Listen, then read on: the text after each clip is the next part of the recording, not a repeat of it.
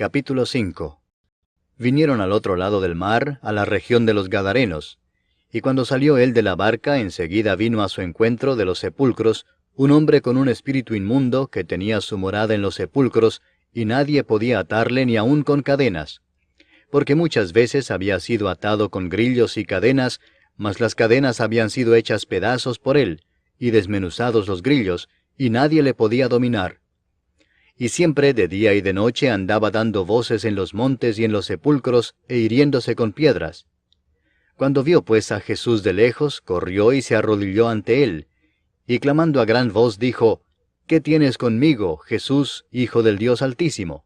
Te conjuro por Dios que no me atormentes. Porque le decía: Sal de este hombre, espíritu inmundo.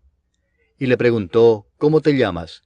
Y respondió diciendo: Legión me llamo, porque somos muchos. Y le rogaba mucho que no los enviase fuera de aquella región. Estaba allí cerca del monte un gran hato de cerdos paciendo, y le rogaron todos los demonios diciendo: Envíanos a los cerdos para que entremos en ellos.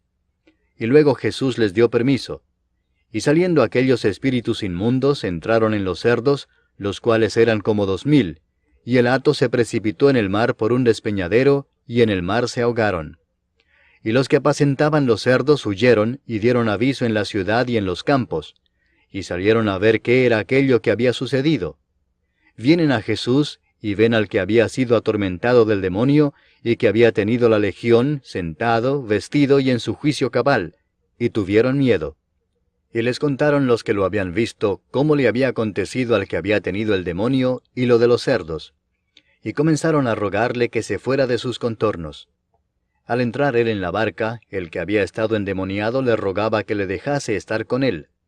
Mas Jesús no se lo permitió, sino que le dijo: Vete a tu casa, a los tuyos, y cuéntales cuán grandes cosas el Señor ha hecho contigo, y cómo ha tenido misericordia de ti. Y se fue y comenzó a publicar en Decápolis cuán grandes cosas había hecho Jesús con él, y todos se maravillaban. Pasando otra vez Jesús en una barca a la otra orilla, se reunió alrededor de él una gran multitud, y él estaba junto al mar. Y vino uno de los principales de la sinagoga, llamado Jairo, y luego que le vio se postró a sus pies y le rogaba mucho, diciendo: Mi hija está agonizando. Ven y pon las manos sobre ella para que sea salva y vivirá.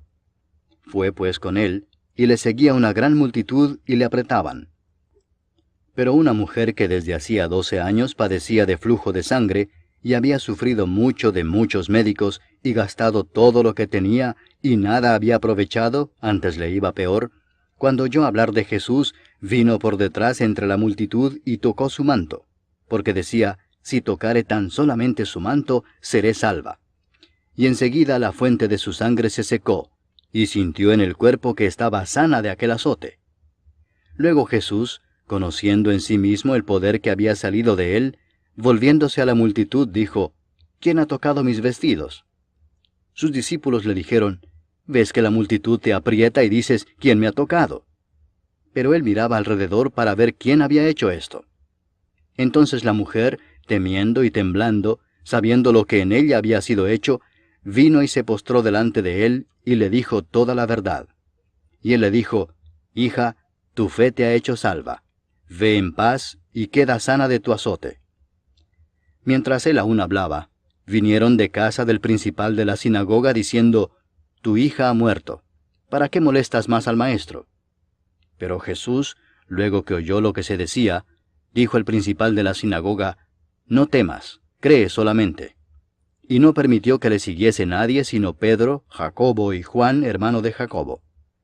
Y vino a casa del principal de la sinagoga, y vio el alboroto y a los que lloraban y lamentaban mucho. Y entrando les dijo: ¿Por qué alborotáis y lloráis? La niña no está muerta, sino duerme. Y se burlaban de él.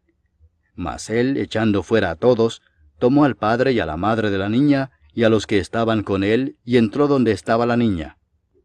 Y tomando la mano de la niña le dijo: Talita cumi, que traducido es: Niña, a ti te digo, levántate. Y luego la niña se levantó y andaba, pues tenía 12 años, y se espantaron grandemente. Pero él les mandó mucho que nadie lo supiese, y dijo que se le diese de comer.